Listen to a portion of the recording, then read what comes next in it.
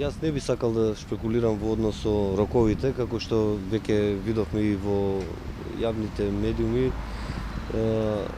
Таму се водат повеќе постапки за нив, така да ќе оставиме на судот да видиме. Тоа се судски постапки, никој на тие судски постапки не може да влие. Судот определува кога ќе бидат закажани рочиштата и кога ќе биде донесена одлука. Така да од наша страна не може ниту да постои некакво влијание, нити пак да можеме да извршиме некаква проценка кога би тоа можело да се случи.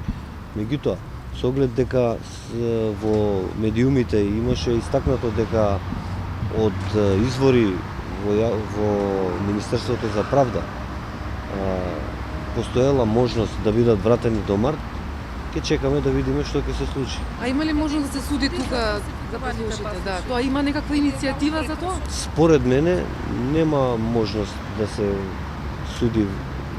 Тоа може само во случај да самите странки побараат. Меѓутоа, тоа не е случај во оваа ситуација.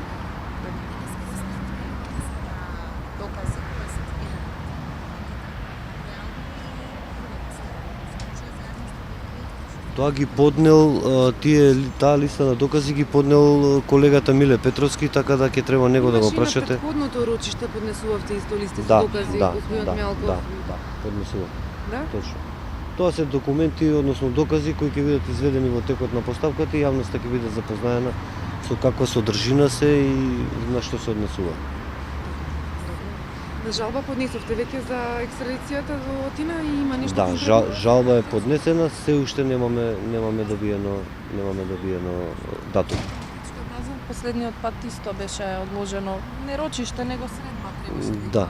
Како што знаете, веќе е познато дека судовите во Грција тешко се снаоѓаат, односно сите органи, тешко се снаоѓаат со преведувачи на македонски јазик и во овој случај беше тоа проблем, односно поради тоа што органот кој ја води постапката за азил нема преведувач од грчки на македонски јазик и обратно, беше одложено на неопределено време. И уште нема закажано. Нема се уште датум. Тоа е Министерството за внатрешни комисија. Не, до пред малку, односно до пред некој месец, и јас мислев дека е на внатрешни работи, било надлежно Министерството за внатрешни работи, сега е тоа посебен комитет за бегалци, азиланти и така натаму. Точниот назив не могу го знам, меѓутоа тоа е управен орган која води постапката во управна постапка во Солун.